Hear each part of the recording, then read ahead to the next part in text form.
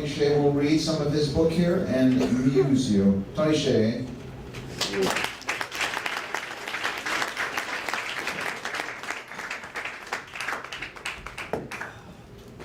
All right.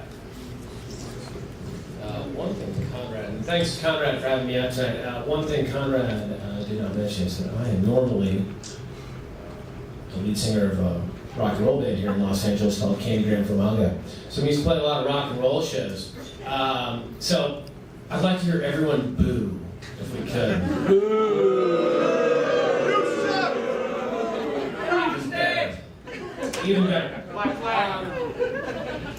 All right, so this is from my first book. It's called Through the Jungle and the Rain. I got to give you a little intro here so you know where we're picking up. That's what you're saying about the sweet spot right now. Okay, so it's the story of this guy named Barney Grussi. He's 35 years old. He's a drug addict. He's a compulsive masturbator. He works a job as a medical supply salesman in some of the worst areas in Los Angeles.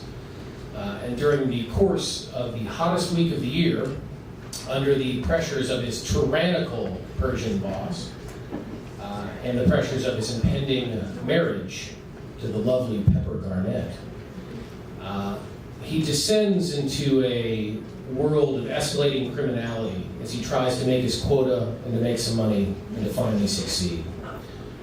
Including this, well, as it goes on, it becomes sort of surreal, including the scene with a prostitute, Delma. Okay. Through the Jungle and the Rain, Chapter 10, Delma. Boo, please, everyone. Boo! Fantastic. I'm going to win you all over by the way. We were in the hotel room, downtown off-Broadway, not the Broadway of New York, strung with the dreams of 1,000 songs like Christmas lights, the Broadway of Los Angeles. The northern perimeter of Skid Row, the real Skid Row. The unmistakably acrid stench of the homeless wafted through the open window.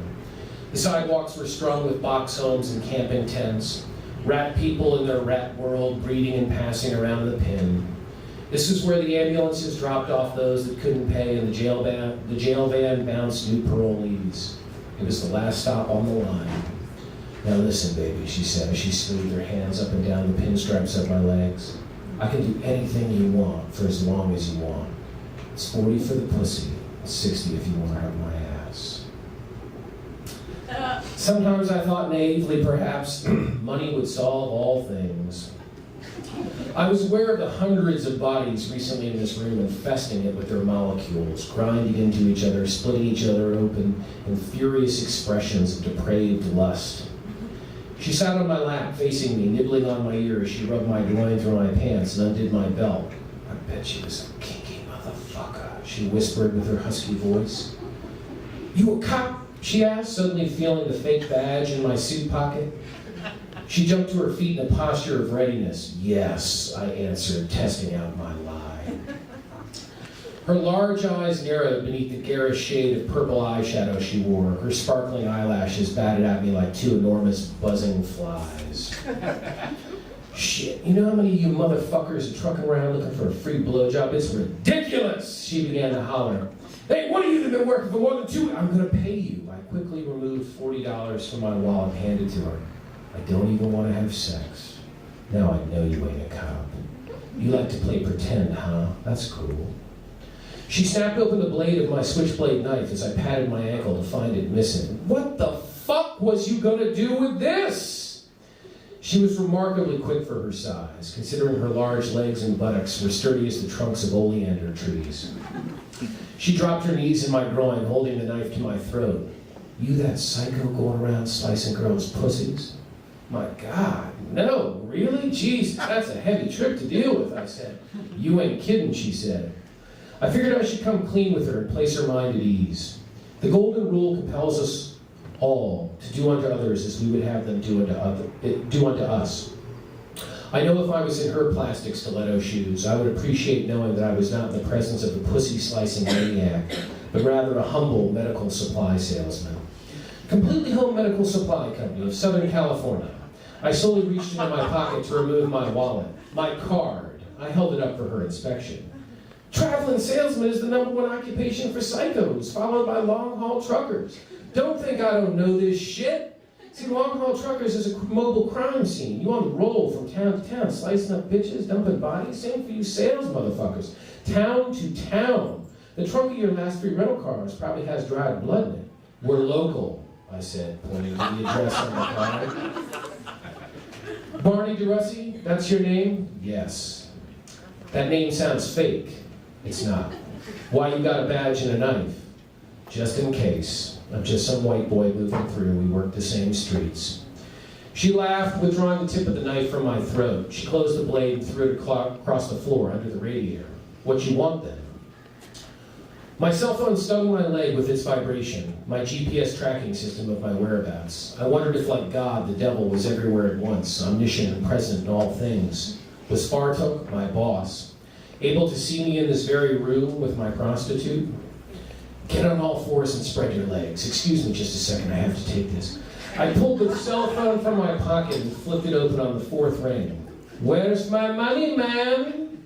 My pimp's voice echoed through the halls of my circadian canals, infesting my mind. Wire, I whispered to her, covering the receiver as I removed my suit coat and placed it over the soiled wicker back of the only available chair. Wider, I growled. I'm covering half a Hell's Acre today, Fartuk. I've been to 6 hospitals already. I'm doing everything I can. It was true that I had been to 6 hospitals, or at least in proximity to them, if you counted the pool hall and Red's Diner and my Horrors Motel among them. And in some way, it was true I was doing everything I could, although not necessarily with respect to work, but merely with respect to the unfolding events of time. I am sitting beside the fax machine, my friend, and there are no orders coming in. For the first time I could recollect, there was something unusual about Fartuk's voice, a quavering like the tail of a kite in the wind. The state government was fucking things up for sure. I motioned for Delma, for that was her name, to thrust her hips as I unzipped my fly. I just talked to a doctor 10 minutes ago, a pediatric allergist. He was high on Harvey Hoppington. He said he was going to order a bunch of them. Fartuk, Fartuk? I pretended I couldn't hear him as he began his reply. I hung up the phone. I had bought myself 10 minutes perhaps. 10 minutes was all I was going to need. Pepper, my fiancée, had very narrow hips. It was as if her legs lacked some fundamental joint which prevented them from being pushed back towards her head in the position of the deepest male conquest, the ideal of the missionary position. As with so many things we become obsessed with, whatever is lacking sometimes hinders our ability to see the great abundance around us. Now I was obsessed with big-hipped women and how wide they could spread their legs. Of additional interest, I had never been with a black girl before. Delma's onyx skin reflected light almost like a mirror. It was on a list of things I wanted to do before the wedding, which included skydiving, driving a race car at 150 miles per hour.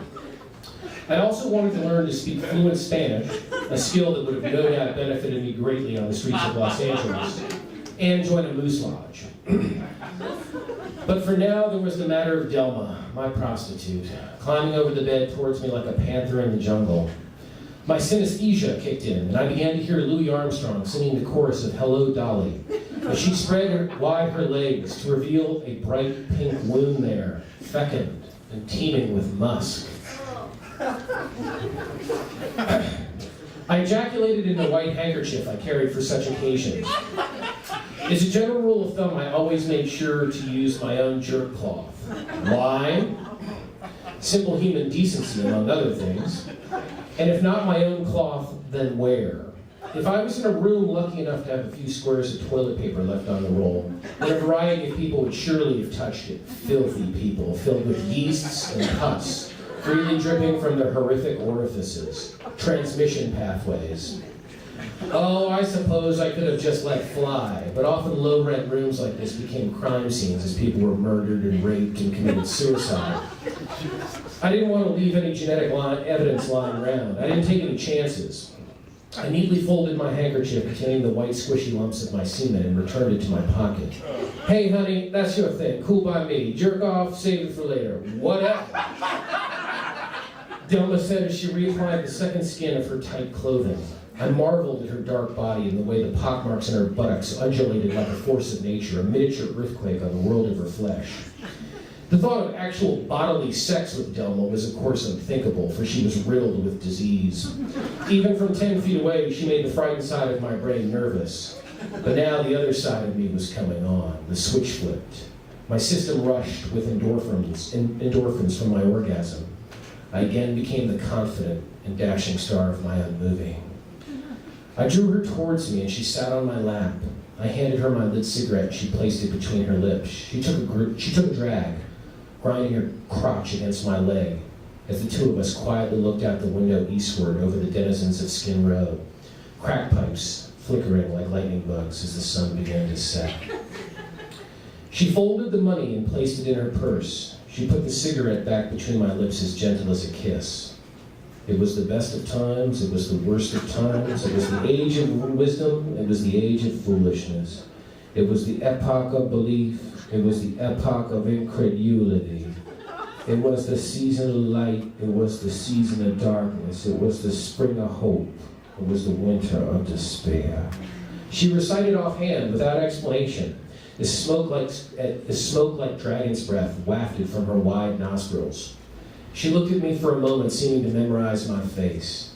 I seen you, motherfucker. Know that straight up. I seen you. She walked out of the room and out of my life. I looked out the window again, smoking the last of my cigarette. What was this place? The inferno of some mysterious realm to which I had been banished? What sins had I committed? Was this my first life, my imperative life? Or were these the recollections of some long-dead soul? Was I real? Was any of this real? On the night table, my cell phone made a sound like snapping castanets and started to dance. Cheers. Thank you, David.